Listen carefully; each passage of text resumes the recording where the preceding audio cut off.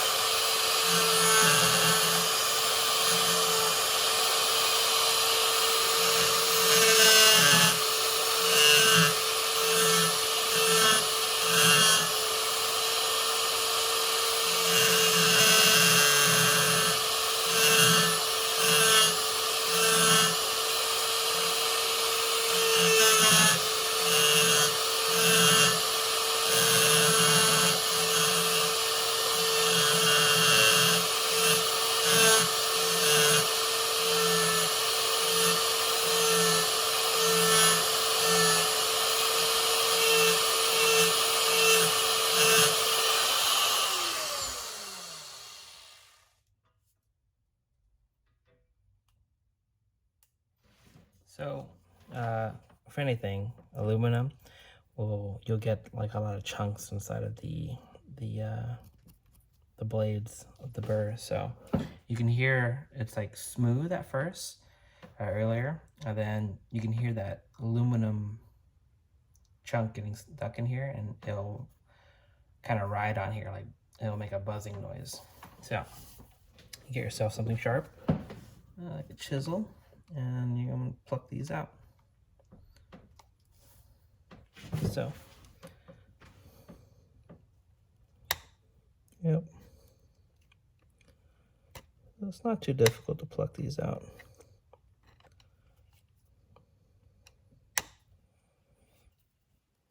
It's actually very satisfying to pluck these out.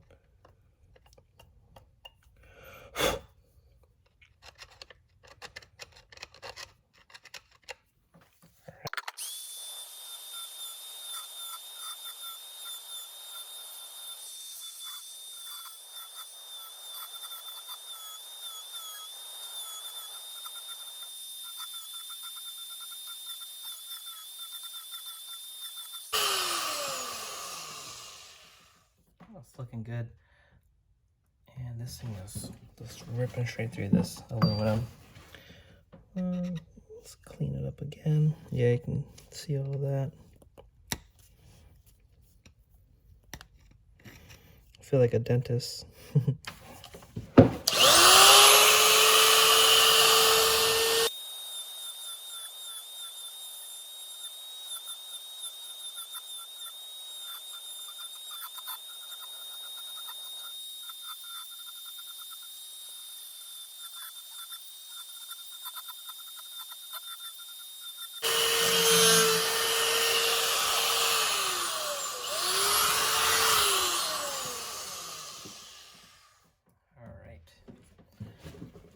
That is significantly lower than the other side. That's enough on this side. I'm gonna flip the shotgun around and do the other side. Now it's only been 11 minutes.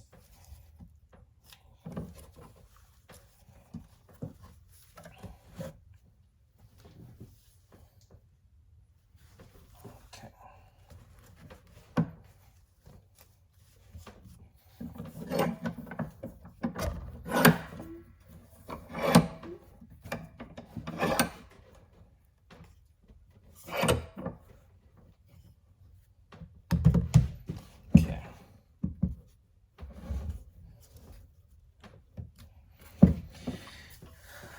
and clean this up again.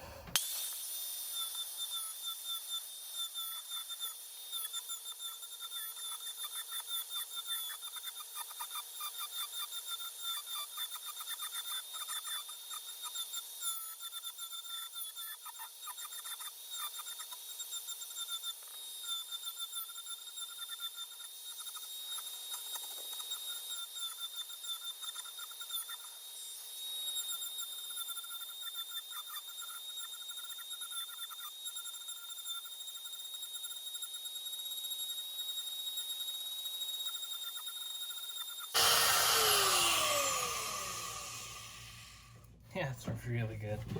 So that round was 7 minutes. Not bad. Okay, now clean the burrs. That is.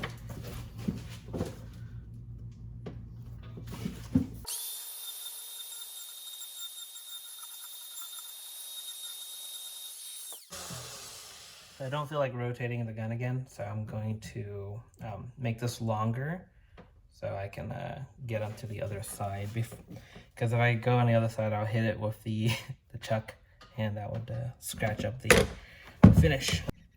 All right, a lot longer. I can get to the other side before hitting.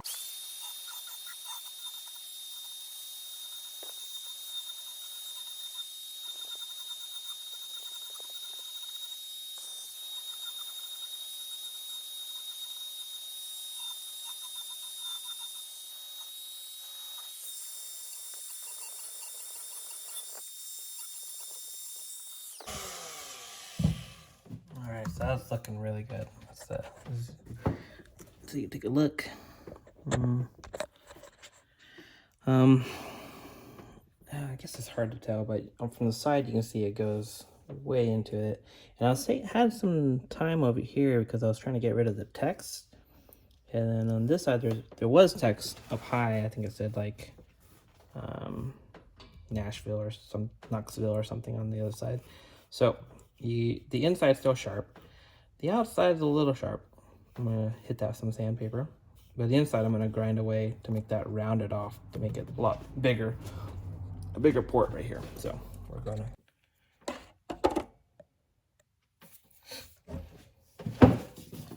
now that I'm working inside, I'm gonna go ahead and make this short again. So I can actually do this on camera.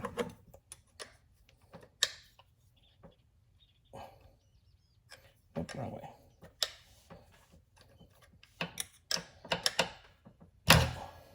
Whoops. Shove in and tighten.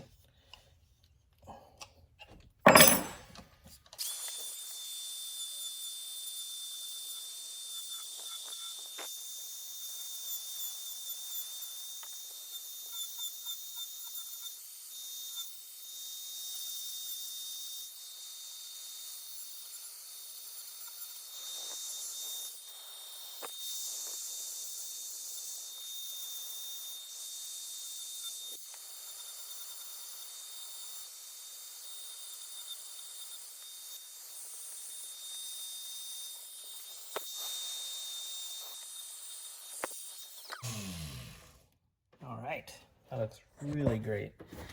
Okay, so you can see I'm starting to chamfer the inside. There's no sharp edges. And now I can actually start doing this by hand. I'm gonna hit this corner a little bit more right here. But yeah, so bust out the sandpaper now.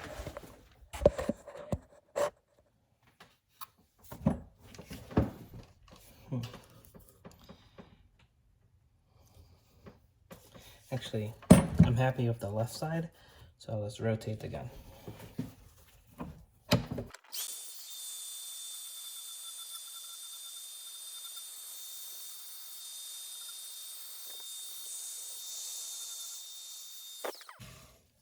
Great, so that looks good. There it is.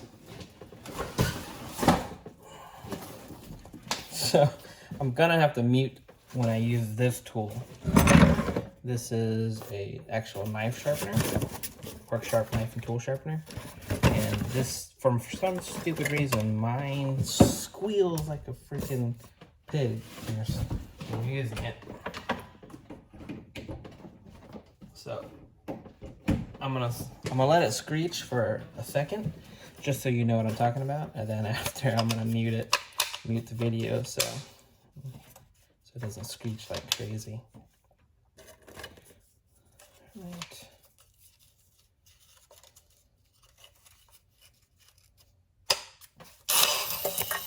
Whoops.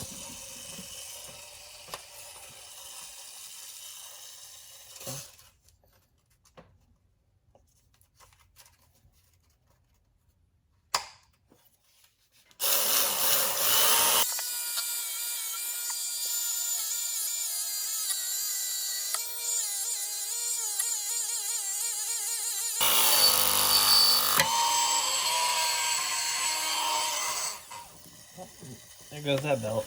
Super old belt. Oh, crap. Okay, I'm on my last belt. So I liked using the old belt because it was kind of worn out.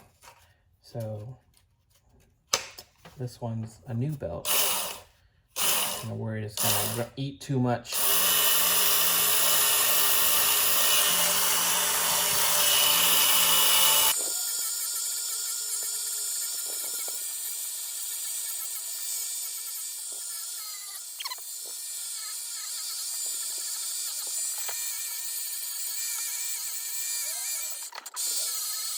All right, so I rounded it out.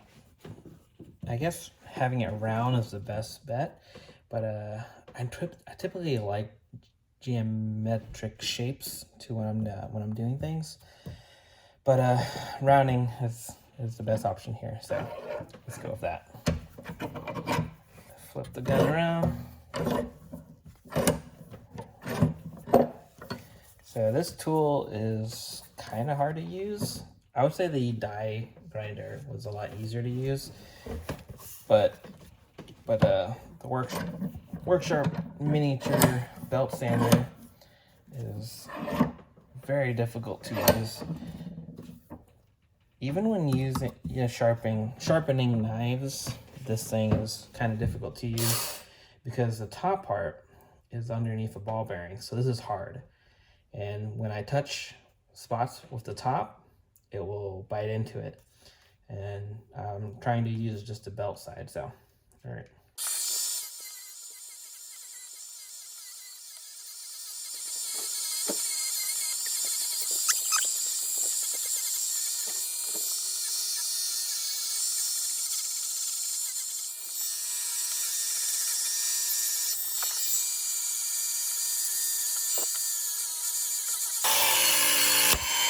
Oh my god. There goes that belt. Man, what's up with these belts? Okay, so I'm out of belts, which is okay because I'm at my finishing point now. So I got some really fine sandpaper here.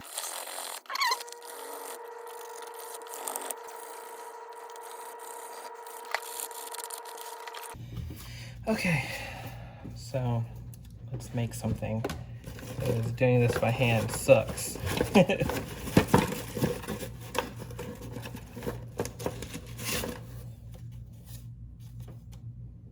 Oh no, this isn't 1000 grit, this is 220 grit.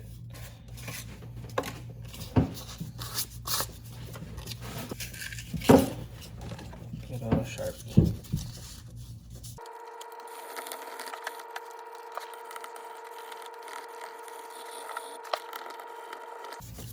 So yeah, having your finger behind the sandpaper kind of makes it spongy. So having something hard like this, Sharpie, it helps me get little dimples out. So I had a small one right here. I wasn't able to get it with my fingers, but I was able to get it with my Sharpie. Ouch! Shoved my finger in there. And wrong way. Okay.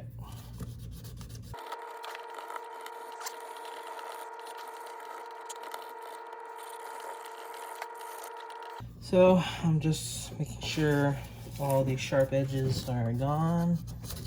I kind of have a weird spot right here.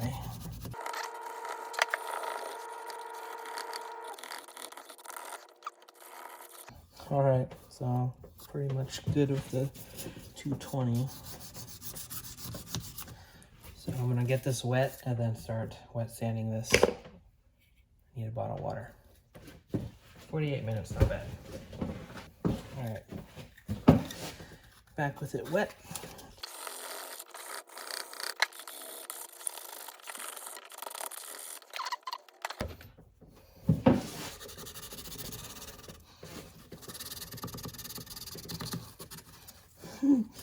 I'm not I'm not fast forwarding the video. I'm actually doing that in real time.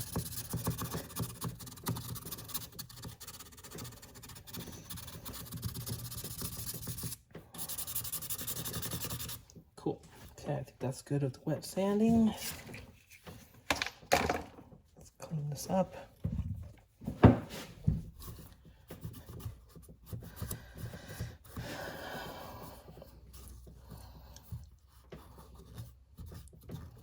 Sweet. Now, my favorite part, polishing. So this is white polishing compound. This stuff will make things super shiny. So, but you need really high speed to do that. So I'm going to rip this apart and attach it to my die grinder and see what happens. So that should be a whole lot safer.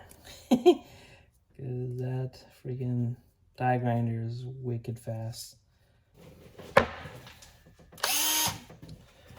This is a lot slower, but we'll see. So you get the polishing compound and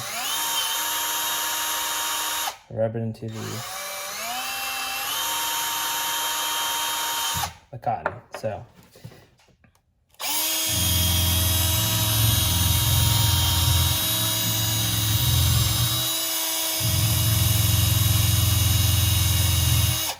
you see it works really well, pretty well.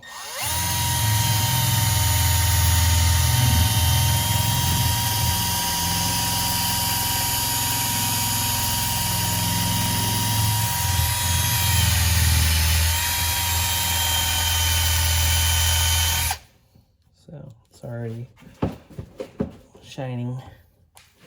I don't have a Dremel. It's kind of funny being a maker and not having a Dremel. Correction, I did have a Dremel, but it broke, so. Yeah, I love polishing, so this is looking really great. You guys can see the satisfaction of it being like a satin finish or even rougher than a satin finish to a high polish. And it's very easy to do as long as you have polishing compound.